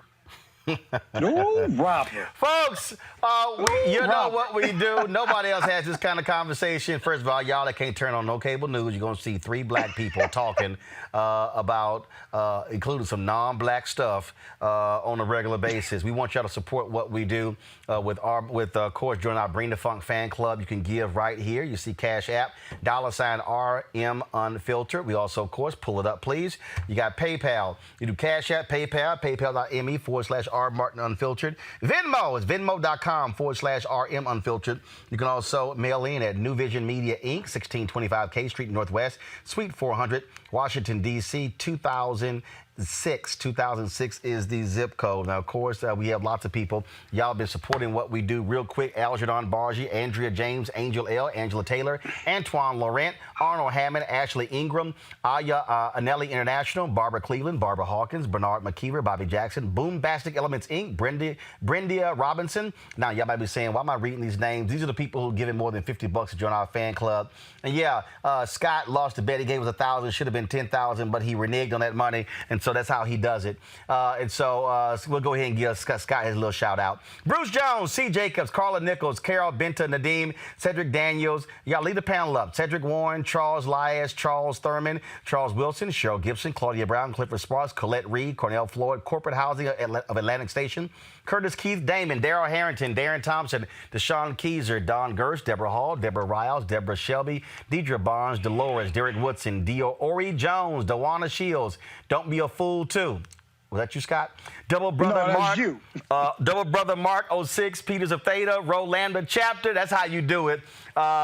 E. Kurt Jones, Earl Johnson, Florence, Floyd Watkins, Freddie Seedberry, Gerda Anastal, Gloria Stokes, Gwendolyn, Harold Johnson, Harry Alexander, Hiram Hill, Jackson Turman Consulting LLC, Jadonna Sanders, Jason Lowe, Jay Jackson, Jay King, Joan A. Malazewski, Joseph Reed, Joshua Reyes, Justice Jones, Keith, Kelly Mitchell, Kenneth Reed, Kevin Peabody, Christopher Ely, Latoya Funderburk, Leroy Freeman, Lydia Ellis, Linda DeVore, Marie Kearns, Marsha Cole, Mary Barber, Maurice Patton, Michael Jefferson, Michaela, Michael Young, New Sea Rentals, Nanette Randall, Oliver Bailey, On Deck Printing, Outreach Productions, Patriots for Families, Perry Gwynn, Peters Full Stack Applications, Progress for All, Ray Nair, Regina Kobe, Rena, Roxana, Ryan Akins, Rydell Wilkins, Sally Jordan, Shamika Dinsmore, Shalana, Sherry Rutherford, Sheena, Sheila Chavis, Sheila Gonzalez, Shelley Baldwin, Cherie Steele, Sonia Sanders, Steve Rogers, Suleiman, Suzette Johnson, Taj McNair, Tamora Walls Hughes, Tanglar Tucker, Tariq Abdullah, Tasha Oldham, Teresa Sanford, Tiki Jackson, Timothy, Tanya Whitley, Valerie Banks, Vaughn Bradley, Vernell Patterson, Yvonne McHenry. Those are the folks, of course, who joined in the last few days to our Bring the Funk fan club. Y'all, if you want to be on that list, be sure, again, our goal is to get 20,000 of our fans to contribute more than $50. That's $4.19 a day, $4.19 a month, 13 cents a day to do what we do to speak to the issues that we care about. You can give more if you want to. We certainly appreciate that. This is about being black and independent. Got our panel. First of all, Robert, thank you so very much. So, Robert, what's up? You got the little green screen? I see you got the state capitol of Georgia behind you. Man, look, we're all adapting to the new normal of coronavirus. So I think if you don't have your setup going for your live streaming, your broadcasting, look, this is going to be the new normal for a long period of time. So people need to be evolving. On that note, Rainbow Push is doing a digital Zoom town hall on police brutality tomorrow at 5 p.m. Central, 6 p.m. Eastern. Go to rainbowpush.org for information on that. We're going to have state and local and national officials on to talk about what we can do to curb police brutality. Robert, don't come on here with Magic City behind you. Hey, look, I might change that during the next break. The fact that you know about Magic City is concerning, Roland. Okay, white folks know about Magic City. Hell, all you gotta do you can't listen to an Atlanta rapper and not know about Magic City. Look, let's just appreciate Wait a minute. In the versus battle between Ludacris and Nelly, hell, Ludacris wore a Magic City shirt. Roland, let's just appreciate that Magic City is also between the Greyhound station, the MARTA station, and the Atlanta jail. I don't think that was on accident. That's where they located it at. Misha, you got any final thought? I didn't know y'all were going to go to Magic City. My final thoughts would be register. It is your fundamental right to vote by mail. Make sure that you are ready and raring to go. I know that a lot of vote by mail applications have come to people's homes. Make sure that you fill those out, mail them back, get ready. Scott has closed many deals at Magic City. He ain't fronting nobody. Yo, thank you so very much. I appreciate it. Coming up, my man, comedian Lamont King. We got to go ahead and end this job with a lot of serious stuff today. We got to end the show with some laughs. Lamont King's up next. You want to check out Roland Martin Unfiltered? YouTube.com/Roland S. Martin. And subscribe to our YouTube channel. There's only one daily digital show out here that keeps it black and keep it real. It's Roland Martin Unfiltered. See that name right there? Roland Martin Unfiltered. like, share, and subscribe to our YouTube channel. That's youtube.com/Roland S. Martin. And don't forget to turn on your notifications so when we go live, you'll know it. All right, folks. Come on. All right, y'all. It's Wild Out Wednesday. Every Wednesday, we have comedians on for a little respite. Got to have some levity. My man, Lamont King, what's up? What's good with you? How you feel today, man? I'm all good, all good. How you doing, man?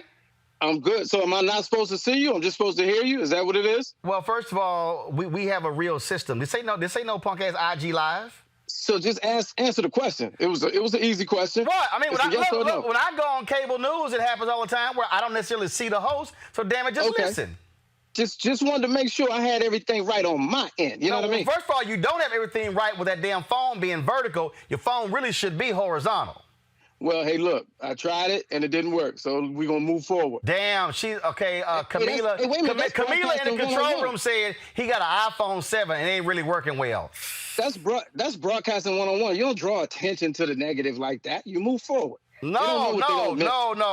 We do. We see right now. Here's the problem. Because you got an iPhone 7, we got to put your stuff in a box with a background because it's not filling the whole screen.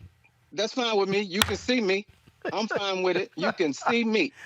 So what you got in the house? Your own little studio? I see your little back. This is actually Tiny Closet Studios, which is we're breaking ground here. We got a lot of programming coming out of the closet. Tiny kitchen, tiny DIY. It's a major operation. We're looking forward to do some big things in 2021. So how have you been adjusting to COVID-19?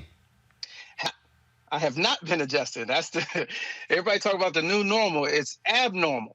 That's what it is. It's like Groundhog Day all over again every day. Yeah, because like some days, I really don't know what the hell the day is. I'm like, what the hell is tomorrow? Last weekend, I had no idea. I'm like, damn, this Memorial Day weekend? Yeah, exactly. My thing is this. I couldn't figure out if it was today, tomorrow, or yesterday. So every day feels like Semester Day. It says we gonna land on Sunday.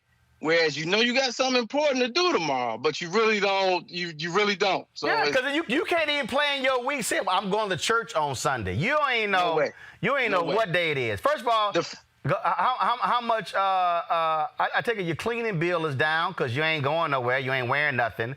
The cleaning bill is down. The grocery bill is it's about steady.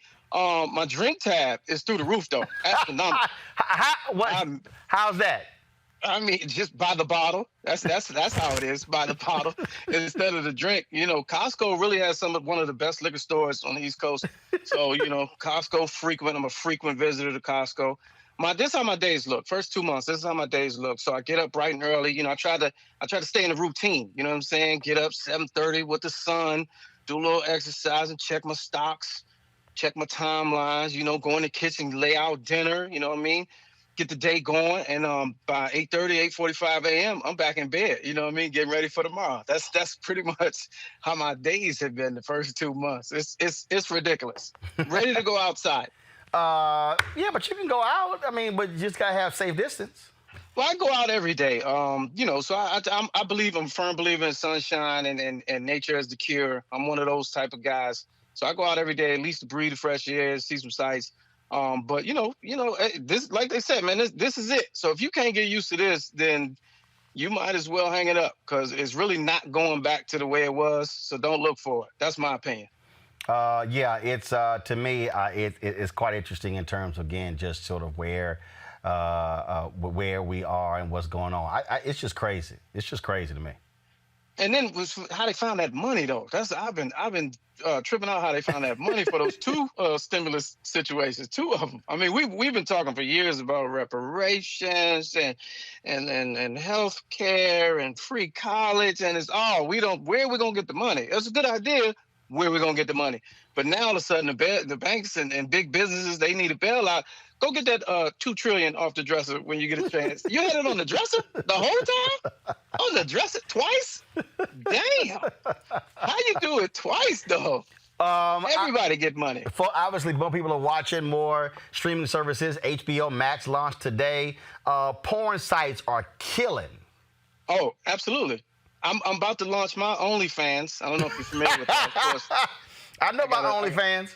Yeah, I got, and it's gonna be cheap too. I'm in that little $6 to $9 bracket because I really feel like I gotta, you gotta work your way into my OnlyFans. You know what I'm saying? I'm not gonna show a lot. Well, here's the deal. Here's my deal. Why do people get mad if somebody has an OnlyFans account? I don't care. If you want to show your ass and get paid for it, it's a bunch of people showing their ass on Instagram for free. Right. So here's the thing. You gotta get all that out your mind, or there's no judgment zone. You gotta see business. You gotta go where the market is. So I ain't, it ain't even gotta be all the stuff that you think it's gonna be. I'm going for that niche fetish market for people that want to see people doing arm curls, and I'm just be on there doing arm curls like this, shirtless, doing this for the ladies, doing arm curls, and that's my OnlyFans right there. It's only for fans, and I don't need no judges. Okay, I don't need criticisms, feedback. Hold up. So you said you're going to be doing arm curls shirtless. Shirtless. You know they can $9 a month. You know they can look at that on YouTube for free. But it's me though. But it's me. See, that's the thing. That's the thing about OnlyFans. It's only for fans. It ain't for everybody. That's what people don't get hung up on that. Hey, Roland, don't get hung up on what you think it's supposed to be. I'm telling you what it is. Oh. You can get yours. I just heard you name 47 people at the end of the last segment who donated. No, that wasn't 47. This is basically OnlyFans. That was more than 100. Only unfiltered fans. It's basically what it is. Okay. Only unfiltered. That's what you should change it to. Only unfiltered. Okay. People are like, oh, damn. Well, we know time. We know times are rough. What's your Cash App? We're trying to help you out. My Cash App is $ Lamont King 06. I was on tour with Lamont King 06. I was on tour with Bruce for 2 years, man. That came to a screeching halt. So you're right, things are tricky. It's an adjustment, but I've been doing a lot of Zoom comedy shows and Zoom happy hours and just trying to readjust and pivot. It's all about pivoting in these times. You gotta switch up, do things different and pivot. Comedy can live online. It definitely could. Because who knows when we're going back to the comedy clubs and sitting shoulder to shoulder, elbow to elbow, and laughing out loud again. There will be no more laughing out loud because all that mouth open stuff in public, it's a wrap. It's a wrap. You can go to the comedy club and they're either going to put your ass out for drinking and heckling or laughing with your mouth open. And the other thing is comedy clubs are packed. You sitting on top of each other. Yeah. So no LOLing. That's 2021. That's what it's going to be. No LOLing. No. You can do LOL. They probably you have to text your laugh. You're gonna have to the stage. Text it to the stage. You have to text. That was funny, but you can't actually bust out laughing. Nah, none of that ha he and coughing and snorting and all that and spitting the drink out. Nah, that's a wrap. You're going to jail for that. You going to jail now. All right, player, we got to go because I got to talk to the BBC in 10 minutes. Lamont King, always good to see you. Give everybody getting the Cash App. Y'all help the brother out and tell them where they can follow you so they can see your Zoom comedy shows. $, Lamont King 06. Social media is Mr. Lamont King. I'm also on the Karen Hunter Show each and every Friday, Sirius XM, Urban View, and look for my Whites Only podcast dropping soon. Thank you, Lester Holt. I appreciate you, man. Love everything you do. Okay, we appreciate it, Cat Williams. Thanks a lot. All right, y'all, we got to go. Look, I'm going to see you guys tomorrow right here on Roland Martin Unfiltered. Please support our Bring the Funk fan club. Those of you on YouTube, you can give right there on YouTube. Don't forget, also go to RolandMartinUnfiltered.com. You can get our products, our shirts, our mugs, things along those lines. And if you're a fan club member, don't forget you get a discount to all the products we have on the website, our books, things, pocket squares as well. And so y'all know how we do it. It's been great. I'll see you guys tomorrow. Oh, yeah, also, so the folks at Bowie State, they asked me to do a video for a class of 2020. I sent them today, so I wanted to go ahead and rock the Bowie State shirt. I did their commencement last year. And you know what we're going to do next week? So, Keenan, go ahead and get ready for this here. So, everybody, so here's the deal. Since you don't have any of these commencements, next week, after we end the show, what we're going to do is we're going to drop every day one of the commencement speeches I've previously given. I've given them at South Carolina State, Grambling, Bowie State, Virginia State, Lane, Stillman, University of Maryland, University Park. I've done Florida Memorial. I've done Lemoyne Owen. And so a number of them, we actually have the videos. And so we're going to have that. So that's what we're going to do. So you know what? So you have all these graduates. They can't have the commencements. We're going to drop a commencement speech every day next week right here at Roland Martin Unfiltered. All right? I'll see you tomorrow. Holla!